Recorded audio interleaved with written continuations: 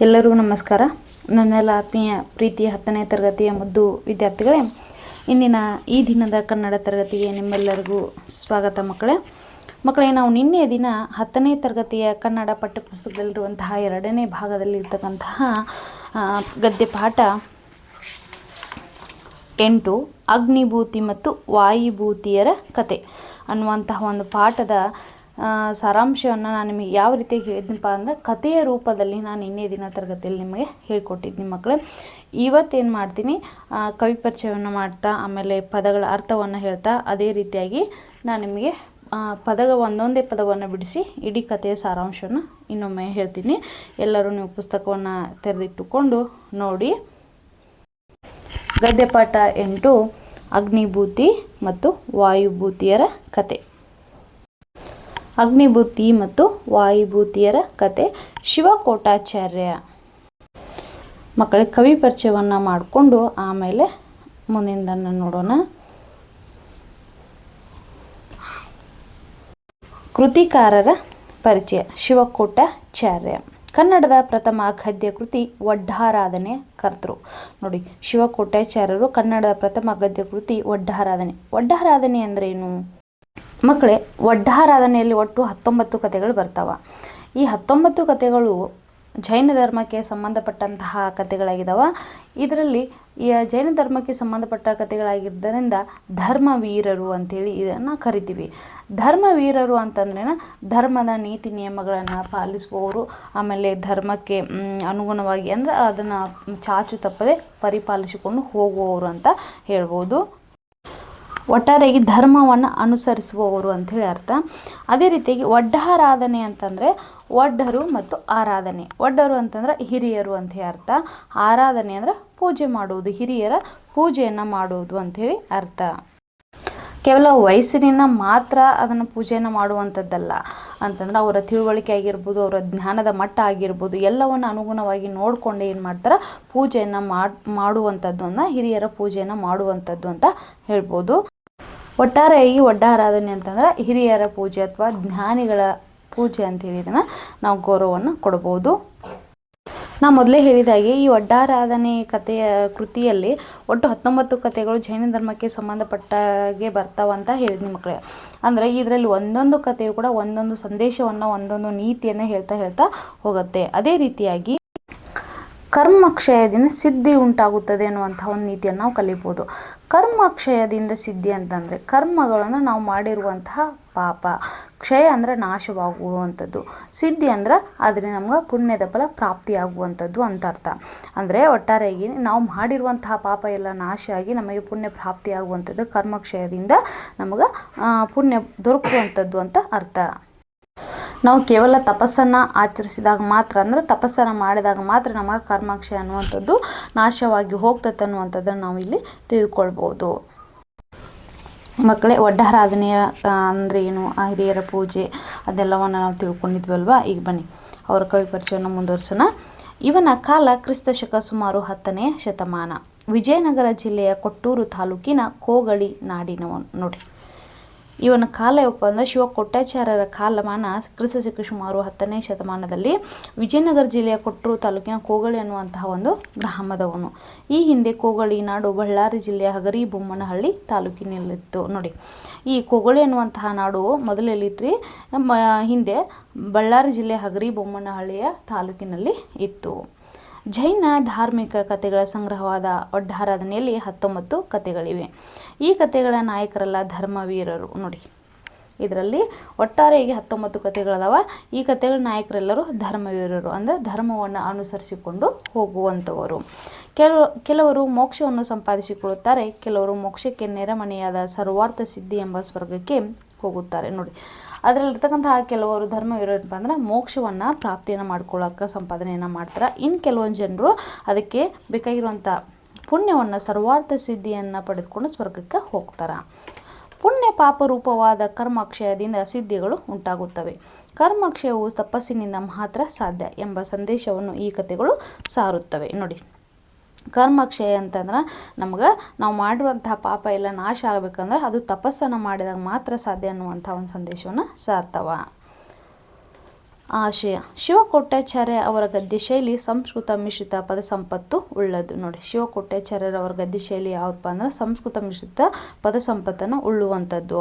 ಕನ್ನಡ ನಾಡಿನ ಪ್ರಾಚೀನ ಸಂಸ್ಕೃತಿ, ರಾಜ್ಯಾಡಳಿತ ವ್ಯವಸ್ಥೆ ತಿಳಿಯಲು ಈ ಕಥೆಗಳು ಸಹಾಯಕವಾಗಿವೆ. ನೋಡಿ, ಇವರೇನು ಈ ಒಡ್ಡಾರಾಧನೆ ಕೃತಿಯಲ್ಲಿರ್ತಕ್ಕಂತಹ ಕಥೆಗಳು ಶಿವಕೊಟ್ಟಾಚಾರ್ಯ ರಚನೆ ಮಾಡಿರ್ತಕ್ಕಂತಹ ಕಥೆಗಳಿಂದವಪ್ಪ ಅಂದ್ರೆ ಅದನ್ನು ಪ್ರಸ್ತುತ ನಮ್ಮ ಕನ್ನಡ ನಾಡಿನಲ್ಲಿರ್ತಕ್ಕಂತಹ ಪ್ರಾಚೀನ ಸಂಸ್ಕೃತಿ ಆಗಿರಬಹುದು, ರಾಜ್ಯಾಡಳಿತ ಯಾವ ರೀತಿಯಾಗಿತ್ತು ಎಂಬುದನ್ನು ತಿಳಿದುಕೊಳ್ಳಲು ಒಂದು ಸಂಪೂರ್ಣವಾದಂತಹ ಆಕಾರ ಗ್ರಂಥ ಆಗಿವೆ.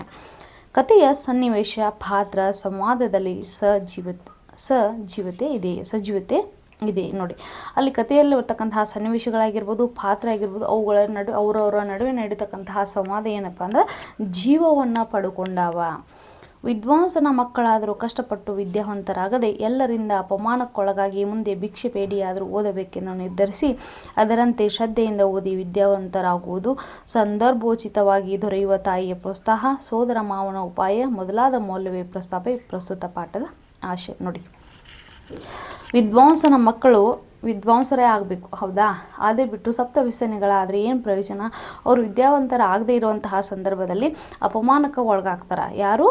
ಅಗ್ನಿಬುದ್ಧಿ ಮತ್ತು ವಾಯುಬುದ್ಧಿ. ಹೀಗಾಗಿ ಅಪಮಾನಕ್ಕೊಳಗಾದಂತಹ ಸಂದರ್ಭದಲ್ಲಿ ಭಿಕ್ಷೆ ಬೇಡಿ ಆದರೂ ನಾವು ಓದಬೇಕಂತ ಒಂದು ದೃಢ ನಿರ್ಧಾರವನ್ನು, ದೃಢ ಸಂಕಲ್ಪವನ್ನು ಅವರು ತಮ್ಮ ಜೀವಮಾನದಲ್ಲಿ ಕಂಡುಕೊಳ್ತಾರೆ. ಹೀಗಾಗಿ ಮುಂದೆ ಅವ್ರು ಏನು ಮಾಡ್ತಾರೆ, ಆ ದೃಢ ನಿರ್ಧಾರವನ್ನು ಕೈಗೊಂಡು ಶ್ರದ್ಧೆಯಿಂದ ಓದಿ, ಶ್ರದ್ಧಾಭಕ್ತಿಯಿಂದ ಓದಿ ವಿದ್ಯಾವಂತರಾಗ್ತಾರೆ. ಮುಂದೆ ಬಂದು ನಮ್ಮ ತಾಯಿಯಿಂದಿ ಅದನ್ನು ತಿಳಿಸಿ, ಆ ನಂತರ ಜನತೆಗೆ ತಿಳಿಸಿ ಅವ್ರು ಮಾಡ್ತಾರೆ. ಅದೇ ರೀತಿ ಸೋದರ ಮಾವನ ಉಪಾಯ ಆಗಿರ್ಬೋದು, ಎಲ್ಲೋ ತಾಯಿಯಿಂದ ಕೊಡ್ತಕ್ಕಂತಹ ಪ್ರೋತ್ಸಾಹ ಆಗಿರ್ಬೋದು ಈ ಪ್ರಸ್ತುತ ಪಾಠದಲ್ಲಿ ಒಳಗೊಂಡೈತಿ. ಶಿವಕೊಟ್ಟಾಚಾರ್ಯ ವಿರಚಿತ ಒಡ್ಡಾರಾಧನೆ ಕೃತಿಯ ಸುಕುಮಾರ ಸ್ವಾಮಿಯ ಕಥೆಯಿಂದ ಪ್ರಕೃತ ಭಾಗವನ್ನು ಆರಿಸಿ ಸಂಪಾದಿಸಿ ನಿಗದಿಪಡಿಸಿದೆ. ನೋಡಿ, ಶಿವಕೊಟ್ಟಾಚಾರ್ಯ ವಿರಚಿತ ಒಡ್ಡಾರಾಧನೆ ಕೃತಿ ಸುಕುಮಾರ ಸ್ವಾಮಿ ಕಥೆಯಿಂದ ಇದನ್ನೇನು ಮಾಡಿದ ಆಯ್ಕೆಯನ್ನು ಮಾಡಿಕೊಂಡಾರ. ಅಳತೆ ಅಂದರೆ ಇಷ್ಟ ಅಥವಾ ಪ್ರೀತಿ. ಪದಗಳ ಅರ್ಥವನ್ನು ನೋಡೋಣ. ಅದರಲ್ಲಿ ಅಳತೆ ಅಂದರೆ ಇಷ್ಟ ಅಥವಾ ಪ್ರೀತಿ. ಮಕ್ಕಳೇ ನೋಡಿ, ಹಳಗನ್ನಡದಲ್ಲಿ ಳ ಮತ್ತು ರವನ್ನು ಹೆಂಗೆ ಬರಿತಾ ಇದ್ರು ಅನ್ನೋಂಥ ಒಂದು ಉದಾಹರಣೆಯನ್ನು ನಿಮಗೆ ಅದನ್ನ ಹೇಳ್ಕೊಡ್ತೀನಿ. ಯಾವ ರೀತಿಪ್ಪ ಅಂತಂದ್ರೆ,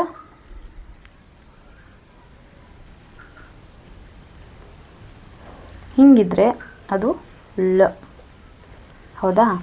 ಅದೇ ರೀತಿಯಾಗಿ ಹಿಂಗಿದ್ರೆ ಅದು ರ. ನೋಡಿ, ಇದು ಪೂರ್ತಿಯಾಗಿ ಹೀಗೆ ಬರಬೇಕು. ನೋಡಿ, ಇನ್ನೊಂದ್ಸಲ ಬರೋದು ತೋರಿಸ್ತೀನಿ. ಹಿಂಗಿದ್ರೆ ಅದು ಳ. ಅದೇ ರೀತಿಯಾಗಿ ಹಿಂಗೆ ಬಂದರೆ ಅದು ರ.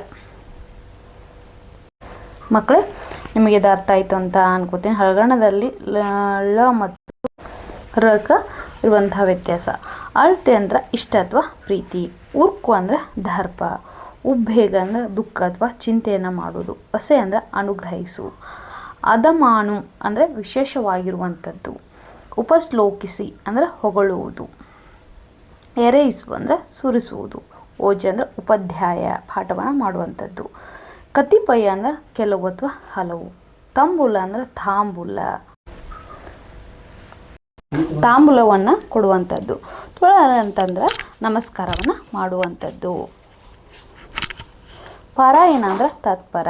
ಪಸರ ಅಂದ್ರೆ ಸಲುಗೆ. ಪ್ರತಿಪತ್ತಿ ಅಂದ್ರೆ ಗೌರವ ಅಥವಾ ಸತ್ಕಾರ. ಬಿಚ್ಚಳಿಸು ಅಂದ್ರೆ ಹೊಗಳುವುದು. ವರಿಸು ಅಂದ್ರೆ ಭರಮಾಡು.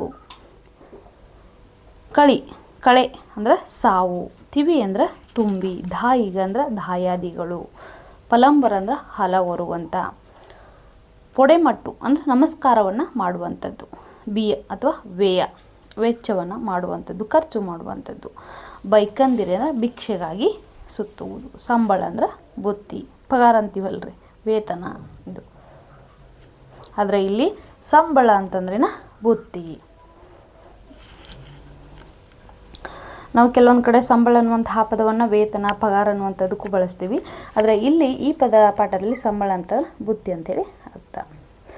ಟಿಪ್ಪಣಿಗಳು ನೋಡೋಣ. ಸಪ್ತ ವ್ಯಸನಗಳು. ನೋಡಿ, ಸಪ್ತ ವ್ಯಸನಗಳು ಯಾವ್ಯಾವಪ್ಪ ಅಂದ್ರೆ ಜೂಜಾಡುವುದು, ಮದ್ಯಪಾನ ಅಂದರೆ ಸಾರಾಯಿ ಕುಡಿಯುವಂಥದ್ದು, ಕಳ್ಳತನವನ್ನು ಮಾಡುವಂಥದ್ದು, ಬೇಟೆಯಾಡುವುದು, ದುರ್ವ್ಯಾಖ್ಯೆ, ಆಮೇಲೆ ಧನದ ದುರುಪಯೋಗ ಪಡಿಸಿಕೊಳ್ಳುವುದು, ಪರಸ್ತ್ರೀ ವ್ಯಾಮೋಹಗಳೆಂಬ 7 ವ್ಯಸನಗಳು.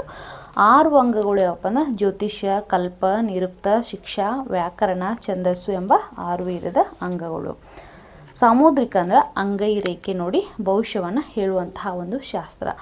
ಶಾಲಿಹೋತ್ರ ಅಂದ್ರೆ ಒಬ್ಬ ಋಷಿ, ಅವರು ಬರೆದ ಅಶ್ವಶಾಸ್ತ್ರ. ಪಾಳಕಾಪ್ಯಂ ಅಂದ್ರೆ ಗಜಶಾಸ್ತ್ರ. ನ್ಯಾಯ ವಿಸ್ತಾರಣ ತರ್ಕಶಾಸ್ತ್ರ. ಸುಶ್ರುತ ಅಂದ್ರೆ ಪ್ರಾಚೀನ ಭಾರತದ ಶಸ್ತ್ರವೈದ್ಯ. ಇವರು ಸುಶ್ರುತ ಸಂಯುಕ್ತನೆಂಬ ವೈದ್ಯಶಾಸ್ತ್ರ ಮತ್ತು ಶಸ್ತ್ರಚಿಕಿತ್ಸೆಗೆ ಸಂಬಂಧಿಸಿದ ಗ್ರಂಥವನ್ನು ರಚನೆ ಮಾಡಿದ್ದಾರೆ. ಯಾರು? ಸುಶ್ರುತ. ಚರಕನ ಚರಕ ಸಂಹಿತೆ ಅಂತ ಕರಿತೀವಿ. ಈತ ಚರಕ ಸಂಹಿತೆ ಅನ್ನುವಂತಹ ಆಯುರ್ವೇದದ ಒಂದು ಗ್ರಂಥವನ್ನು ರಚನೆ ಮಾಡಿದ್ದಾರೆ. ನೋಡಿ ಮಕ್ಕಳೇ, ನಾನು ಆವಾಗಲೇ ಹೇಳಿದೆಲ್ಲ ರ ಮತ್ತು ಳ ನೋಡಿ. ರ ಕನ್ನಡ ವರ್ಣಮಾಲೆಯಲ್ಲಿ ಹಿಂದೆ 3 ರೀತಿಯ ಳಕಾರವಿದ್ದು ಅವೇ ರಳ, ಕುಳ, ಕ್ಷಳ. ಇಲ್ಲಿ ಳ ಈ ಳಕಾರವೇ ರಳ. ಸೂರ್ ಪದಕ್ಕೆ ಸರದಿ, ಪಾಳಿ ಎಂಬರ್ಥವಿದೆ. ಳ ಅಕ್ಷರವೇ ಕುಳ. ನೋಡಿ, ಳ ಅಕ್ಷರ ಏನು? ಕುಳ. ಎಳ ಚಿಕ್ಕ ಅಂದರೆ ಸಣ್ಣ, ಕಳಿ ಅಂದರೆ ಪಕ್ವವಾಗುವುದು, ಮಾಗುವುದು ಅಂತ ಅರ್ಥ. ಸಂಸ್ಕೃತದ ಲಕಾರ ಕನ್ನಡಕ್ಕೆ ಬರುವಾಗ ಳಕಾರ ರೂಪವನ್ನು ಹೊಂದುತ್ತದೆ. ಇದೇ ಕ್ಷಳ ಅಂದರೆ ಮಂಗಳ ಅಂದರೆ ಮಂಗಳ, ಪಿಂಗಲ, ಪಿಂಗಾಳ ಇತ್ಯಾದಿ ಅಂದರೆ ಮುಂತಾದವು. ಇದೇ ರೀತಿ ರಕಾರದಲ್ಲಿ 2 ರೀತಿಯ ರಕಾರಗಳು ಇದ್ದವು. ಅವುಗಳನ್ನು ರೇಪ್ ಮತ್ತು ಶಕಟ ರೇಪ್ ಎಂದು ಕರೆಯಲಾಗುತ್ತಿದ್ದು. ಯಾವ್ಯಾವ ರೀ? ರೇಪ್ ಮತ್ತು ಶಕಟ ರೇಪ್ ಅಂತ ರಕಾರದಲ್ಲಿ 2 ರೀತಿ ಇದ್ದು ಅವನ್ನು ಕರಿತಾ ಇದ್ರು. ರ ಅಕ್ಷರವೇ ರೇಪ್ ಮತ್ತು ರ ಅಕ್ಷರವೇ ಶಕಟ ರೇಪ್. ಈ ಅಕ್ಷರದಿಂದ ಕೂಡಿದ ಪದಗಳಿಗೆ ಅರ್ಥ ವ್ಯತ್ಯಾಸವಿತ್ತು. ನೋಡಿ, ಏರ್ ಅಂದ್ರೆ ಹತ್ತುವುದು. ನೋಡಿ, ಇನ್ನೊಂದು ಅರ್ಥದಲ್ಲಿ ಗಾಯ. ನೆರೆ ಅಂದರೆ ಸಮೀಪ ಅಥವಾ ಅಕ್ಕಪಕ್ಕ ಅಂತ ಕರಿತೀವಿ. ಇನ್ನೊಂದು ಅರ್ಥದಲ್ಲಿ ಪ್ರವಾಹ ಅಥವಾ ಮಹಾಪೂರ. ಮೊರೆ ಅಂದರೆ ಪ್ರಾರ್ಥನೆಯನ್ನು ಮಾಡುವುದು. ಗೊಳಾಟ ಅಥವಾ ಗುಯಿಗುಡು ಅಥವಾ ದುಮ್ಮಿ ಮೊರೆಯುತ್ತದೆ ಅಂತ ನಾವು ಕರೆಯುತ್ತೇವೆ. ದುಮ್ಮಿ ಮೊಳೆಯುತ್ತದೆ ಅಥವಾ ದುಮ್ಮಿ ಮೊರೆಯುತ್ತದೆ ಅಂತ ನಾವು ಕರಿತೀವಿ. ಪಾಠವನ್ನು ಪ್ರಾರಂಭ ಮಾಡೋಣ. ಒಡ್ಡಾರಾಧನೆಯು 19 ಕಥೆಗಳಿಂದ ಕೂಡಿದ್ದು ಅನೇಕ ಉಪಕಥೆಗಳಿಂದ ಕೂಡಿದ ಹಳೆಗನ್ನಡದ ಭಾಷೆಯಲ್ಲಿರುವ ಬೃಹತ್ ಕಥಾಗುಚ್ಛ. ನೋಡಿ, ಒಡ್ಡಾರಾಧನೆ ಅನ್ನುವಂತಹ ಈ ಕೃತಿ ಏನಿದೆಯಲ್ಲ ಅದು 19 ಕಥೆಗಳಿಂದ ಕೂಡಿದೆ ಒಟ್ಟಾರೆಯಾಗಿ. ಅದರಲ್ಲಿ ಹಲವಾರು ಅನೇಕ ಉಪಕಥೆಗಳು ಬರ್ತಾವ. ಹಳೆಗನ್ನಡದ ಭಾಷೆಯಲ್ಲಿರ್ತಕ್ಕಂಥ ಒಂದು ಬೃಹತ್ ಆಕಾರದ ದೊಡ್ಡದಾದಂಥ ಒಂದು ಕಥೆಯನ್ನು ಒಳಗೊಂಡಂತಹ ಒಂದು ಕಥಾಗುಚ್ಛವಾಗಿದೆ ಮಕ್ಕಳೇ. ಒಡ್ಡಾರಾಧನೆಯು ಕನ್ನಡದ ಮೊದಲ ಗದ್ಯ ಕೃತಿ. ನೋಡಿ, ನಮ್ಮ ಕನ್ನಡದ ಮೊಟ್ಟ ಮೊದಲ ಗದ್ಯ ಕೃತಿ ಯಾವಪ್ಪ ಅಂದ್ರೆ ಆರಾಧನೆ ಅಥವಾ ಒಡ್ಡಾರಾಧನೆ ಎಂಬ ಹೆಗ್ಗಳಿಕೆ ಹೊಂದಿದೆ. ಒಡ್ಡಾರಾಧನೆ ಎಂದರೆ ವೃದ್ಧರ ಆರಾಧನೆ ಅಂದರೆ ಹಿರಿಯರ ಆರಾಧನೆ ಎಂದರ್ಥ.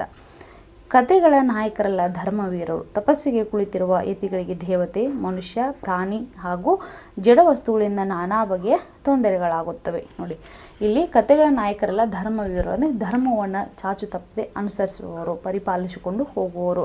ತಪಸ್ಸಿಗೆ ಕುಳಿತಿರುವಂತಹ ಯತಿಗಳಿಗೆ ಅಂದರೆ ತಪಸ್ಸಿಗೆ ಕುಳಿತಿರುವಂತಹವರಿಗೆ ದೇವತೆ, ಮನುಷ್ಯ, ಪ್ರಾಣಿ, ಜಡ ವಸ್ತುಗಳಿಂದ ನಾನಾ ಬಗೆಯ ತೊಂದರೆಗಳು ಆಗ್ತವೆ. ಅದಲ್ಲದೆ ಹಸಿವು, ನೀರಡಿಕೆ, ಶೀತ, ವಾಯು ಮುಂತಾದ ಬಾಧೆಗಳು ಎದುರಾಗುತ್ತವೆ. ನೋಡಿ, ತಪಸ್ಸನ್ನು ಮಾಡುವಲ್ಲೂ ಕುಳಿತಿರೋಂತಹ ಅವ್ರಿಗೆ ಏನಾಗತ್ತೆ ಅಂದ್ರೆ ಮನುಷ್ಯನಿಂದಾಗಿರ್ಬೋದು, ದೇವತೆಗಳಿಂದಾಗಿರ್ಬೋದು, ಪ್ರಾಣಿಗಳು ನೀವೆಲ್ಲ ಟಿ ವಿಯಲ್ಲಿ ನೋಡಿರ್ಬೋದು. ಹೌದಾ? ಸಿನಿಮಾನ ನೋಡ್ತಿರುವಂಥ ಸಂದರ್ಭದಲ್ಲಿ ತಪಸ್ಸನ್ನು ಆಚರಿಸುವಾಗ ಅವ್ರಿಗೆ ಎಷ್ಟು ಯಾವ ರೀತಿಯಾದಂಥ ಕಷ್ಟಗಳನ್ನು ಕೊಡ್ತಾರೆ ಅನ್ನೋದನ್ನು ನೀವು ನಮ್ಮ ಪೌರಾಣಿಕ ಸಿನಿಮಾಗಳಲ್ಲಿ ನೋಡಿರ್ಬೋದು ಮಕ್ಕಳೇ. ಹೀಗಾಗಿ ಅವರಿಗೆ ಹಸಿವು, ನೀರಡಿಕೆ, ಶೀತ ಆಗಿರ್ಬೋದು, ಬಾಧೆ ಆಗಿರ್ಬೋದು, ವಾತ ಇವೆಲ್ಲ ಹಲವಾರು ತೊಂದರೆಗಳು ಎದುರಾಗ್ತವೆ. ತಪಸ್ಸಿಗೆ ಕುಳಿತವರು ಇವನ್ನೆಲ್ಲ ಸಹಿಸಿಕೊಳ್ಬೇಕು. ನೋಡಿ, ತಪಸ್ಸನ್ನು ಮಾಡುವವರು ಇವನ್ನೆಲ್ಲ ಏನು ಮಾಡಬೇಕು? ಚಾಚು ತಪ್ಪದೆ ಅವರು ಸಹಿಸಿಕೊಳ್ಬೇಕು. ಅವರಲ್ಲಿ ಸಹನಾಶಕ್ತಿಯನ್ನು ಮೂಡಿಸಲು ಹಿರಿಯ ಯತಿಗಳಿಂದ ಕಥೆಗಳನ್ನು ಹೇಳಿಸುತ್ತಿದ್ದರು. ಅವರಲ್ಲಿ ಅತ್ಯಂತ ಸಹನಾಶಕ್ತಿ ಬರಬೇಕನ್ನುವಂಥ ಉದ್ದೇಶದಿಂದ ಏನು ಮಾಡ್ತಾಯಿದ್ರು? ಅವರಿಗೆ ಹಿರಿಯರ ಕಡೆಯಿಂದ ಕಥೆಗಳನ್ನ ಹೇಳ್ತಾ ಇದ್ರು. ಆ ಹಿನ್ನೆಲೆಯಲ್ಲಿ ಮೂಡಿಬಂದ ಕಥೆಗಳಲ್ಲಿ ಒಡ್ಡಾರಾಧನೆಯ ಕಥೆಗಳು ಜನಪ್ರಿಯ ಹಾಗೂ ಪ್ರಮುಖವು. ನೋಡಿ, ಅಂತಹ ಸರದಿಯಲ್ಲಿ ಮೂಡಿಬಂದಂಥರಲ್ಲಿ ಆ ಕಥೆಗಳು ತುಂಬ ಪ್ರಮುಖವಾದಂಥವು. ಈ ಕೃತಿಯ ಮೊದಲ ಕಥೆಯಾದ ಸುಕುಮಾರ ಸ್ವಾಮಿ ಕಥೆಯ ಆರಂಭಿಕ ಭಾಗವೇ ನಿಗದಿತ ಪಠ್ಯ. ನೋಡಿ, ಈ ಕೃತಿಯ ಮೊದಲ ಕಥೆ ಯಾವತ್ತದ?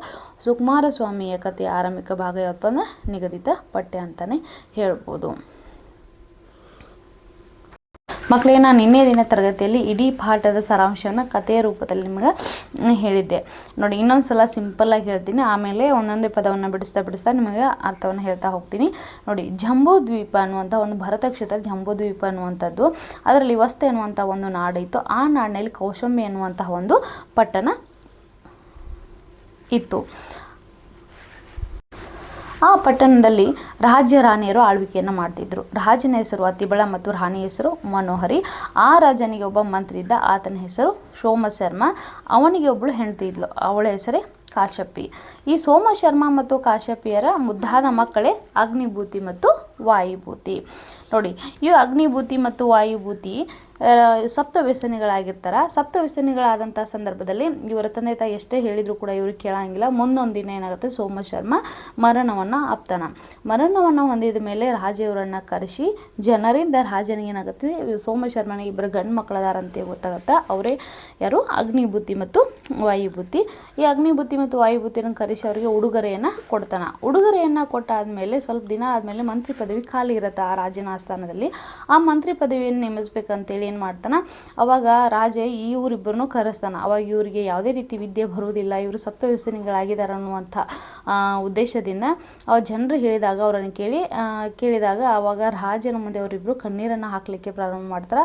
ತುಂಬ ಅಪಮಾನಕ್ಕೆ ಒಳಗಾಗಿ ಇವರು ಮತ್ತೆ ತನ್ನ ತಾಯಿ ಹತ್ತಿರ ಹೋಗಿ ನಾವು ವಿದ್ಯೆಯನ್ನು ಕಲಿಬೇಕು ಅನ್ನೋಂಥ ಹಂಬಲವನ್ನು ವ್ಯಕ್ತಪಡಿಸ್ತಾರೆ.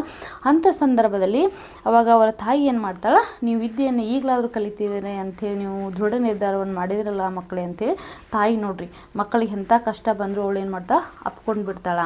ಹೀಗಾಗಿ ಅವಳು ತಾಯಿ ಏನು ಮಾಡ್ತಾಳೆ, ತನ್ನ ಒಂದು ಓಲೆಯನ್ನು ಬರೆದು ಆ ಓಲೆಯಲ್ಲಿ ತನ್ನ ಮಕ್ಕಳು ಸಪ್ತವ್ಯಸನಿಗಳಾಗಿದ್ದು ತನ್ನ ಗಂಡ ತೀರಿ ಹೋದಿದ್ದನ್ನೆಲ್ಲವನ್ನು ಸವಿವರವಾಗಿ ಅದರಲ್ಲಿ ಬರೀತಾಳೆ.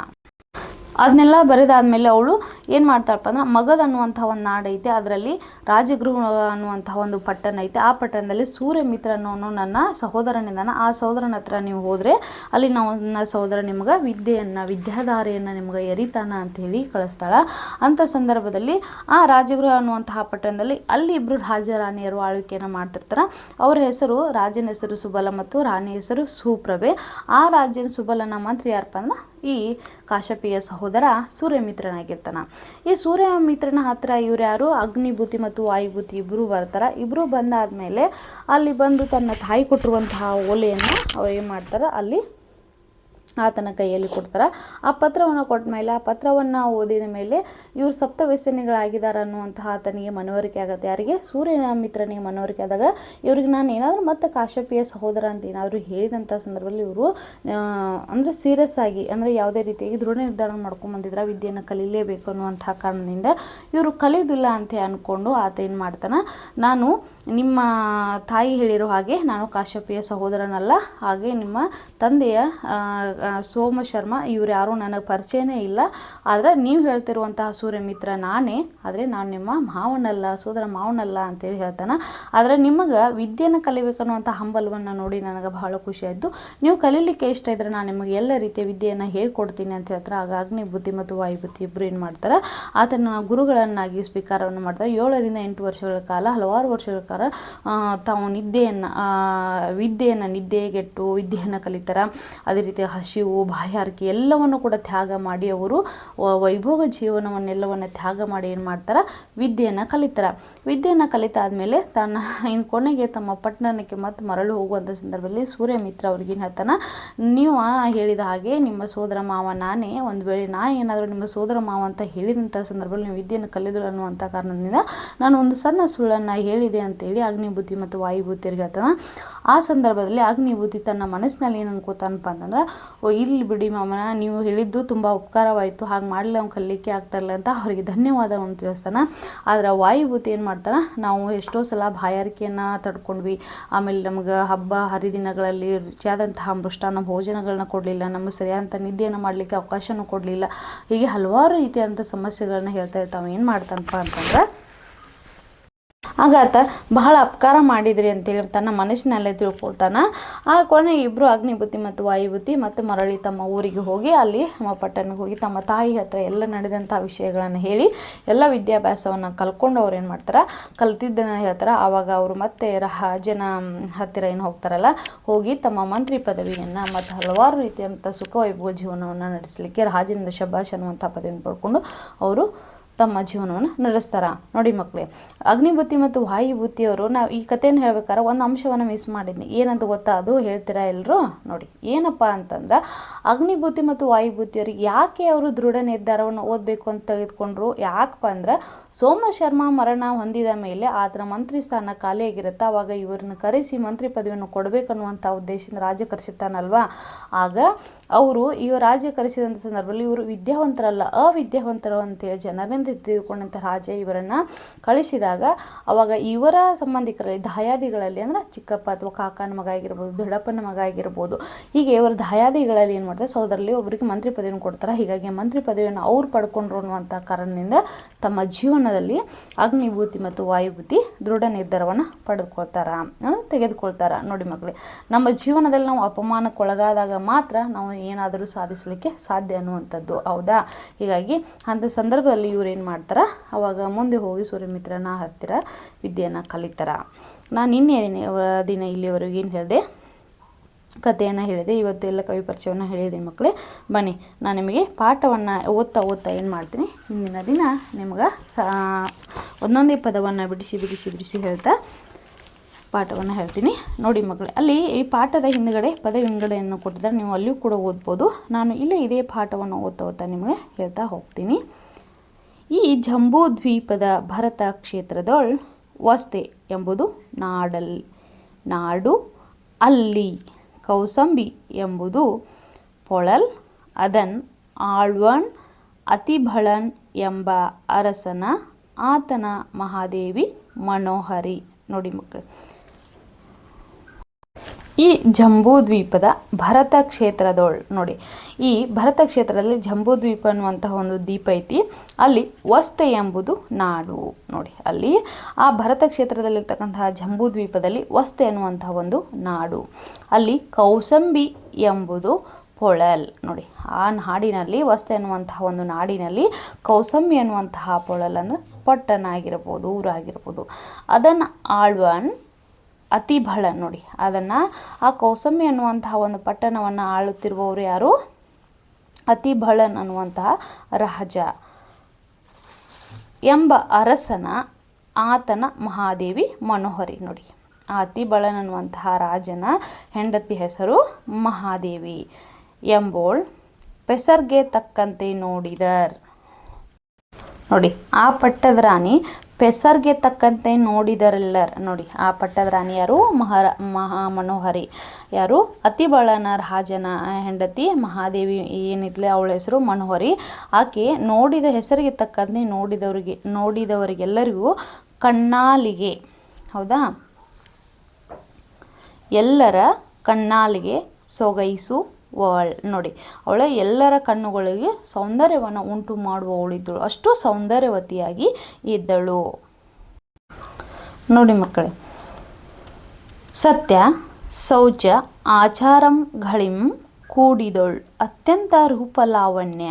ನೋಡಿ ಅವಳು ಮನೋಹರಿ ಎಲ್ಲರ ಕಣ್ಣಿಗೂ ಹೆಸರಿಗೆ ತಕ್ಕಂತೆ ಸೌಂದರ್ಯವತಿಯಾಗಿದ್ದಳು, ಸುಂದರಿಯಾಗಿದ್ದಳು, ಸತ್ಯವನ್ನು ಪರಿಪಾಲಿಸುವವಳಾಗಿದ್ದಳು. ಶೌಚ ಅಂತಂದರೆ ಇಲ್ಲಿ ಶುಚಿತ್ವವನ್ನು ಹೊಂದಿರುವಂಥವಳು. ಆಮೇಲೆ ಆಚಾರಂಗಳಿಂ ಅಂದರೆ ಎಲ್ಲ ರೀತಿಯಂತಹ ಆಚಾರಗಳನ್ನ ಬಲ್ಲವಳಾಗಿದ್ದಳು. ಕೂಡಿದಳು ಅತ್ಯಂತ ರೂಪಲಾವಣ್ಯ ಅಂದರೆ ಅವಳು ಯಾವ ರೀತಿಯಾಗಿದ್ದಳು, ಸೌಂದರ್ಯವತಿಯಾಗಿ ರೂಪಲಾವಣ್ಯವತಿಯಾಗಿದ್ದಳು. ಮುಂದೆ ಸೌಭಾಗ್ಯ, ಅವಳು ಸೌಭಾಗ್ಯವತಿಯ ಆಗಿದ್ದಳು. ಕಾಂತಿ ಅಂದರೆ ಕಾಂತಿಯುಕ್ತಳಾಗಿದ್ದಳು. ಹಾವಭಾವ ವಿಲಾಸ, ನೋಡಿ ಅವಳು ಹಾವಭಾವವುಳ್ಳವಳು ಆಗಿದ್ದಳು. ವಿಲಾಸ ಅಂತಂದರೆ ಅವಳು ವೈಭೋಗದ ಜೀವನವನ್ನು ನಡೆಸುತ್ತಿದ್ದವಳು. ವಿಭ್ರಮಂಗಳನ್ ಒಡೆಯಳ್ ಅಂತು. ನೋಡಿ ಅವಳು ವಿಭ್ರಮಂಗಳನ್ ಅಂತಂದರೆ ಇಲ್ಲಿ ಅಂದರೆ ಬೆರಗು, ಸೌಂದರ್ಯವತಿಯಾಗಿದ್ದಳಲ್ವ, ಅವಳು ವಯ್ಯಾರದಿಂದ ಕೂಡಿದಂಥವಳು ಆಗಿದ್ದಳು. ನೋಡಿ ಅಂತೂ ಅವರ್ಗಳು ಇಷ್ಟ ವಿಷಯ ಕಾಮ ಭೋಗಗಳನ್ನು ಅನುಭವಿಸುತ್ತಾ, ನೋಡಿ ಅವರು ಗಂಡ ಹೆಂಡತಿ ಇಬ್ಬರು ಸುಖವಾದಂತಹ ದಾಂಪತ್ಯ ಜೀವನವನ್ನು ನಡೆಸಿಕೊಂಡು ಹೋಗ್ತಾ ಇದ್ದರು.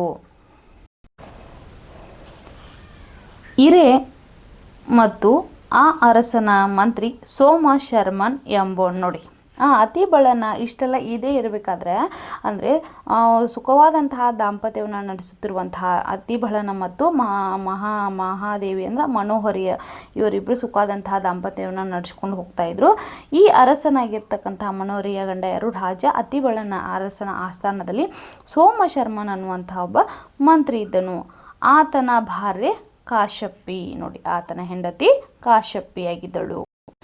ನೋಡಿ ಈ ಸೋಮ ಶರ್ಮನ ಹೆಂಡತಿ ಹೆಸರು ಕಾಶ್ಯಪಿ. ಎಂಬೋಳ್ ಇವರ್ಗಂ ಮಕ್ಕಳು ನೋಡಿ. ಈ ಸೋಮಶರ್ಮ ಮತ್ತು ಕಾಶ್ಯಪ್ ಅವರಿಗೆ ಇಬ್ಬರು ಮಕ್ಕಳಿದ್ರು. ಅಗ್ನಿಭೂತಿ ವಾಯುಭೂತಿ ನೋಡಿ, ಅವರಿಬ್ಬರ ಮಕ್ಕಳ ಹೆಸರು ಏನು ಮಕ್ಕಳೇ? ಅಗ್ನಿಭೂತಿ ವಾಯುಭೂತಿ. ಅಗ್ನಿಭೂತಿ ಇಲ್ಲಿ ದೊಡ್ಡವನು, ವಾಯುಭೂತಿ ಚಿಕ್ಕವನು. ಇಬ್ಬರು ಅಣ್ಣ ತಮ್ಮಂದರಾಗಿದ್ದರು, ಸಹೋದರರು ಆಗಿದ್ದರು. ಎಂಬ ಅವರ್ಗಳ ತಾಯಿ ತಂದೆ ವೀರ ಕೇಳ್ಪಿಯಂ ನೋಡಿ, ಅವರಿಬ್ಬರು ತಂದೆ ಮತ್ತು ತಾಯಿ ಹೇಳ್ತಕ್ಕಂಥ ಮಾತನ್ನು ಕೇಳ್ತಾ ಇರಲಿಲ್ಲ ನೋಡಿ. ಅಗ್ನಿಭೂತಿ ಮತ್ತು ವಾಯುಭೂತಿ. ಎಂಬ ಅವರ್ಗಳ ತಾಯಿ ತಂದೆ ವೀರ ಕೇಳ್ಪಿಯಂ ನೋಡಿ, ಅವರು ಇಬ್ಬರು ಏನು ಮಾಡು ತಾಯಿ ತಂದೆ ಹೇಳ್ತಕ್ಕಂಥ ಯಾವ ಮಾತನ್ನು ಕೇಳ್ತಾ ಇರಲಿಲ್ಲ. ಗೇಯದ ವೇದಂ ಮೊದಲಾದ ಗೊಡೆಯ ಶಾಸ್ತ್ರಗಳನ್ನು ನೋಡಿ, ಅವರು ಯಾವ್ಯಾವ ಮಾತುಗಳನ್ನು ಕೇಳ್ತಾರೆ? ವೇದವನ್ನು ಓದ್ತಾ ಇರಲಿಲ್ಲ, ಯಾವುದೇ ಪುರಾಣಗಳನ್ನು ಓದ್ತಾ ಇರಲಿಲ್ಲ. ಹೀಗಾಗಿ ಅವರು ಯಾವ ಮಾತನ್ನು, ತಂದೆ ತಾಯಿ ಯಾವ ಮಾತನ್ನು ಕೇಳ್ತಾ ಇರಲಿಲ್ಲ. ಓದದೆ ತಂದೆ ಪಡೆದ ಕಸವರಂ ನೋಡಿ, ಅವರು ಯಾವುದೇ ವಿದ್ಯೆಯನ್ನು ಪಡೆದುಕೊಳ್ಳದೆ ಯಾವುದೇ ರೀತಿಯಾದಂಥ ಪುರಾಣಗಳನ್ನ, ಶಾಸ್ತ್ರಗಳನ್ನು, 6 ಅಂಗಗಳನ್ನು, ಶಾಸ್ತ್ರಗಳನ್ನು ಅಂದರೆ 6 ಅಂಗಗಳನ್ನು ಅವ್ರು ಏನು ಮಾಡ್ತಾಯಿದ್ರು? ಪಡೆಯೋದು ಹೇಳಿದೆ ಅಲ್ವಾ?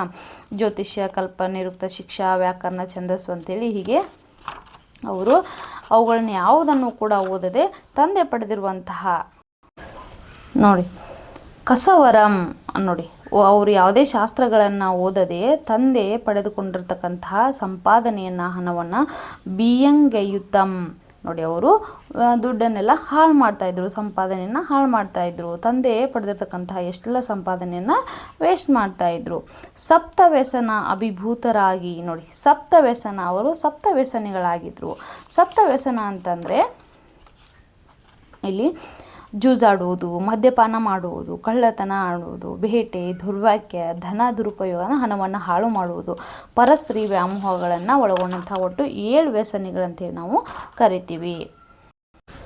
ಅಭಿಭೂತರಾಗಿ ನೆಗಳುತ್ತಿರೆ ನೋಡಿ, ಅವರು ಸಪ್ತವ್ಯಸನಿಗಳಾಗಿ ನೆಗಳುತ್ತಿರುವಂಥ ಸಂದರ್ಭದಲ್ಲಿ ಇರೇ ಪರಕಾಲದಿಂ ತಂದೆ ಕಳೆದೊಡಿ ನೋಡಿ, ಇಂಥ ಸಂದರ್ಭದಲ್ಲಿ ಅವರು ಸಪ್ತವ್ಯಸನಿಗಳಾಗಿರ್ತಕ್ಕಂತಹ ಸಂದರ್ಭದಲ್ಲಿ ಅವರು ತನ್ನ ತಂದೆ ಸೋಮಶರ್ಮನನ್ನು ಕಳೆದುಕೊಂಡರು.